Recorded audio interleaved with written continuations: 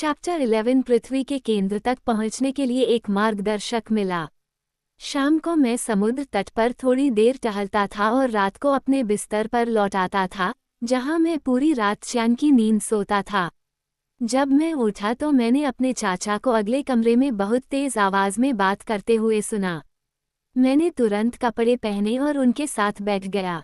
वो एक लंबे कद के मजबूत कद के व्यक्ति से डैनिश भाषा में बात कर रहा था। इस अच्छे व्यक्ति में बहुत ताकत रही होगी। उसके बड़े और सरल चेहरे पर स्थित उसकी आंखें मुझे बहुत बुद्धिमान लगी। वे स्वप्निल समुद्री नीले रंग की थीं। लंबे बाल, जिन्हें इंग्लैंड में भी लाल कहा जाता, उसके चौड़े कंधों पर लंबे जाल की तरह लटके हुए थे। इस मूल निवासी की हरकतें लचीली और लचीली थीं, लेकिन वह बोलते समय अपनी बाहों का बहुत कम इस्तेमाल करता था, एक ऐसे व्यक्ति की तरह जो इशारों की भाषा के बारे में कुछ नहीं जानता या परवाह नहीं करता। उसका पूरा रूप पूर्ण शांति और आत्मनियंत्रण को दर्शाता था, आलस्य नहीं बल्कि शांति। ये तुरंत महसूस हुआ कि वह किसी के प्रति आभारी नहीं है, कि वह अपनी सुविधा के लिए काम करता है, और इस दुनिया में कुछ भी उसकी दार्शनिक शांति को चकित या विचलित नहीं कर सकता। प्रोफेसर के शब्दों के भावपूर्ण प्रवाह को जिस तरह से वह सुन रहा था, उससे मुझे इस आइसलैंडर के चरित्र की झलक मिली। वह अपने हाथों को क्रॉस करके खड़ा था, मेरे चाचा के लगातार इशारों से बिल्कुल भी विचलित नहीं हुआ।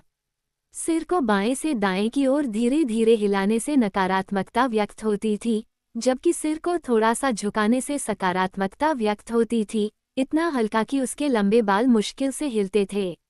वह मितव्ययिता से भी कम गति से चलता था। निश्चित रूप से इस आदमी को देखकर मुझे कभी सपने में भी नहीं लगा कि वह एक शिकारी है। वह अपने शिकार को डराने वाला नहीं लग रहा था, नहीं ऐसा लग रहा था कि वह उसके पास भी जाएगा। लेकिन रहस्य तब समझ में आया जब फ्रेडरिक्सन ने मुझे बताया कि यह शांत व्यक्ति केवल ईडा बत्तख का शिकारी था, जिसके पंखों के नीचे का हिस्सा द्वीप की मुख्य संपत्ति है। ये प्रसिद्ध ईडा पंख है, और इसे पकड़ने के लिए बहुत तेज गति की आवश्यकता नहीं होती है। गर्मियों की शुरुआत में मादा, जो एक बहुत ही सुंदर पक्षी है, फियोर्ड की चट्टानों के बीच अपना घोंसला बनाने जाती है, जिसके किनारे तट हैं। घोंसला बनाने के बाद वह अपने स्तन से निकले पंखों से उसे सजाती है। तुरंत शिकारी, या बल्कि व्यापारी, आता है और घोंसले को लूट लेता है, और मादा अपना काम फिर से शुरू कर देती है। ये तब तक चलता रहता है जब तक उसके पास कुछ पंख बचे रहते हैं। जब वह अपने आप को नंगा कर लेती है तो नर खुद को लूटने की बारी लेता है। लेकिन चूंकि नर के खुरदरे और सख्त पंखों का कोई व्यावसायिक मूल्य नहीं होता, इसलिए शिकारी घोंसले से इसे लूटने की जहमत नहीं उठाता।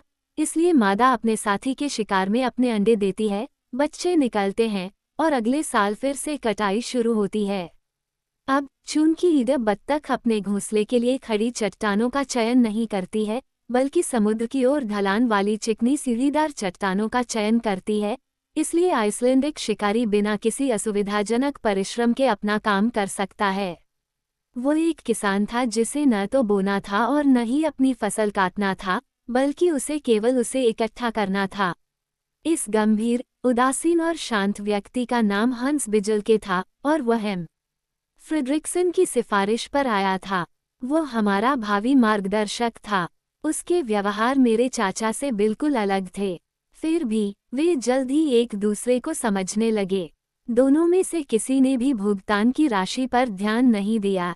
एक जो भी पेश किया गया उसे स्वीकार करने के लिए तैयार था, दूसरा जो भी मांगा गया उसे देने के लिए तैयार था। कभी भी सौदा इतनी आसानी से पूरा नहीं हुआ था। संधि का नतीजा ये हुआ कि हंस ने हमें स्नेफेल्स प्रायद्वीप के दक्षिणी तट पर ज्वालामुखी के बिल्कुल नीचे स्थित स्टापी गांव तक पहुंचाने का काम अपने हाथ में ले लिया। जमीन से ये दूरी करीब 22 मील होगी, मेरे चाचा ने बताया, 2 दिन में तय करना होगा। लेकिन जब उन्हें पता चला कि डैनिश मील 24,000 फीट लंबा था, तो उन्हें अपनी गणना को संशोधित करना पड़ा और मार्च के लिए 7 या 8 दिन का समय देना पड़ा। हमें 4 घोड़े दिए जाने थे, 2 घोड़े उसे और मुझे ले जाने के लिए, 2 सामान के लिए। हंस, जैसा कि उसका रिवाज था, पैदल ही जाएगा। वह तट के उस पूरे हिस्से को अच्छी तरह से जानता था, और उसने हमें सबसे छोटे रास्ते से ले जाने का वादा किया। स्टापी पहुंचने के साथ ही उनकी संविदा समाप्त नहीं होनी थी। उन्हें मेरे चाचा की वैज्ञानिक अनुसंधान की पूरी अवधि के लिए उनकी सेवा में बने रहना था तथा प्रति सप्ताह 3 रिक्सडेला लगभग 12 शिलिंग के पारिश्रमिक पर काम करना था। लेकिन यह संविदा का एक स्पष्ट अनुच्छेद था कि उनकी मजदूरी उन्हें हर शनिवार को शाम 6 बजे गिनाई जाएगी, जो उनके अनुसार संविदा का एक अनिवार्य हिस्सा था। 16 जून को शुरुआत तय हुई। मेरे चाचा शिकारी को कुछ हिस्सा अग्रिम देना चाहते थे, लेकिन उसने एक शब्द कहकर मना कर दिया। बाद में प्रोफेसर ने मुझे समझाते हुए कहा, संधि समाप्त हो गई। हंस चुपचाप वापस चला गया।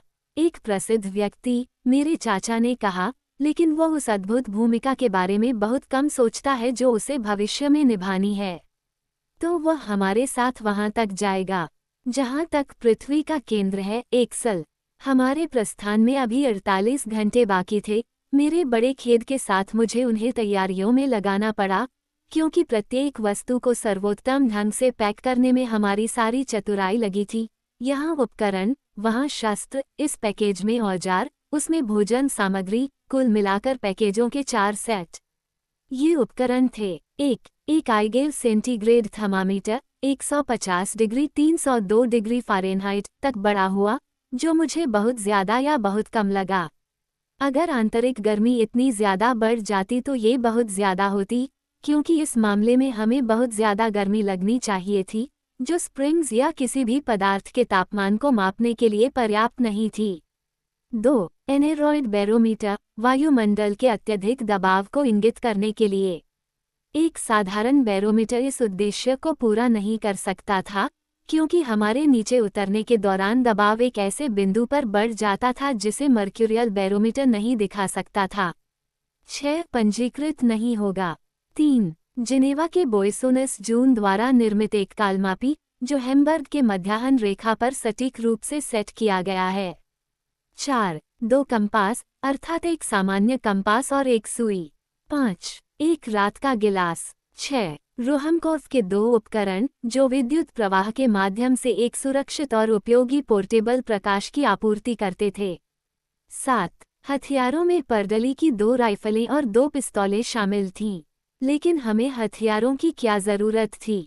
मुझे लगता था कि हमें न तो जंगली जानवरों से डरना था और न ही जंगली जानवरों से। लेकिन मेरे चाचा को अपने शस्त्रागार पर उतना ही भरोसा था जितना कि अपने औजारों पर, और ख़ास तौर पर गन कॉटन की काफ़ी मात्रा पर, जिस पर नमी का कोई असर नहीं होता और जिसकी विस्फोटक शक्ति बारूद से भी ज़्यादा होती है। औजारों में 2 कुदालियाँ, 2 कुदालें, रेशम की रस्सी से बनी सीढ़ी, 3 लोहे की नोक वाली छड़ियाँ, 1 कुल्हाड़ी, 1 हथौड़ा, 1 दर्जन किलें और लोहे की किलें और 1 लंबी गांठ वाली रस्सी शामिल थी। अब यह एक बड़ा भार था, क्योंकि सीढ़ी 300 फीट लंबी थी। और वहाँ खाने पीने की चीज़ें भी थीं। यह कोई बहुत बड़ा पार्सल नहीं था, लेकिन ये जानकर तसल्ली हुई कि गोमांस और बिस्किट के सार से 6 महीने की खपत हो सकती थी। शराब ही एकमात्र तरल पदार्थ था, और पानी हमने बिल्कुल नहीं लिया, लेकिन हमारे पास कुप्पी थी, और मेरे चाचा उन्हें भरने के लिए झरनों पर निर्भर थे। मैंने उनकी गुणवत्ता, तापमान और यहाँ तक की अनुपस्थिति के बारे में जो भी आपत्तियाँ उठाईं, वे बेअसर रहीं। हमारे साथ यात्रा करने वाले सभी सामानों की सटीक सूची बनाने के लिए मुझे एक पॉकेट मेडिसिन बॉक्स को नहीं भूलना चाहिए, जिसमें कुंद कैंची, टूटे हुए अंगों के लिए स्प्लिंट, बिना ब्लीच किए हुए लिनन का टेप का एक टुकड़ा, पट्टियाँ और कंप्रेस, लिंट, रक्तस्राव के लिए एक लेंसेट, सभी भयानक सामान एक साथ ले जाने के लिए थे। फिर dextrin, alcoholic ether, liquid acetate of lead, सिरका और अमोनिया ड्रग्स से भरी शीशियों की एक पंक्ति थी, जो मुझे कोई आराम नहीं दे पाई। अंत में रोहमकोर्फ के उपकरण की आपूर्ति के लिए आवश्यक सभी सामान। मेरे चाचा ने तंबाकू, मोटे दाने वाला पाउडर और अमाडू की आपूर्ति नहीं भूली, न ही एक चमड़े की बेल्ट जिसमें वे पर्याप्त मात्रा में सोना, चांदी और कागजी मुद्रा रखते थे।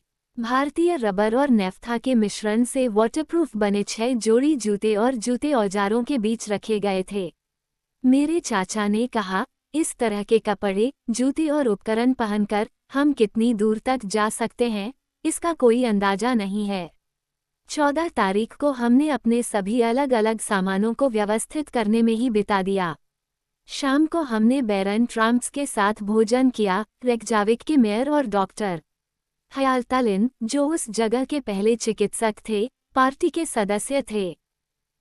फ्रेडरिक्सन वहां नहीं थे। मुझे बाद में पता चला कि वे और गवर्नर प्रशासन के किसी सवाल पर असहमत थे और एक दूसरे से बात नहीं करते थे। इसलिए मुझे इस अर्ध सरकारी डिनर में कही गई बातों के बारे में एक भी शब्द नहीं पता था, लेकिन मैं ये देखे बिना नहीं रह सका कि मेरे चाचा पूरे समय बात करते रहे। 15 तारीख को हमारी सारी तैयारियां पूरी हो गई थीं। हमारे मेज़बान ने प्रोफेसर को आइसलैंड का एक ऐसा नक्शा देकर बहुत खुश किया जो हेंडरसन के नक्शे से कहीं ज्यादा पूरा था। यह ओलाफ निकोलस ओल्सन का नक्शा था, जो द्वीप के वास्तविक आकार के 1 से 480,000 के अनुपात में था और आइसलैंडिक लिटरेरी सोसाइटी द्वारा प्रकाशित किया गया था। यह एक खनिज विज्ञानी के लिए एक अनमोल दस्तावेज था। हमारी आखिरी शाम फ्रेडरिक्सन के साथ अंतरंग बातचीत में बीती, जिनके साथ मुझे सबसे अधिक सहानुभूति महसूस हुई। फिर बातचीत के बाद मेरे लिए किसी भी तरह से एक अशांत और बेचैन रात थी। सुबह 5 बजे मैं अपनी खिड़की के नीचे 4 घोड़ों की हिंहिनाहट और टापों की आवाज़ से जाग गया। मैंने जल्दी से कपड़े पहने और सड़क पर उतर आया। हंस हमारा सामान पैक कर रहा था, लगभग बिना किसी अंक को हिलाए, और फिर भी उसने अपना काम चतुराई से किया। मेरे चाचा ने निष्पादन से ज्यादा शोर मचाया और गाइड ने उनके ऊर्जावान निर्देशों पर बहुत कम ध्यान दिया। 6 बजे हमारी तैयारियां पूरी हो गईं। फ्रेडरिक्सन ने हमसे हाथ मिलाया। मेरे चाचा ने उनकी अत्यधिक दयालुता के लिए उन्हें हार्दिक धन्यवाद दिया। मैंने अपनी हार्दिक विदाई व्यक्त करने के लिए कुछ बढ़िया लैटिन वाक्य बनाए। फिर हम अपने घोड़ों पर सवार हुए और अपनी अंतिम विदाई के समय फ्रेडरिक्सन ने मुझे वर्जिल की एक पंक्ति सुनाई जो ऐसे अनिश्चित घुंघरों के लिए विशेष रूप से उपयुक्त थी, जैसे कि हम हो सकते हैं। एट क्वाकुम के विम डेडेंट फोर्टुना सिक्वामुर।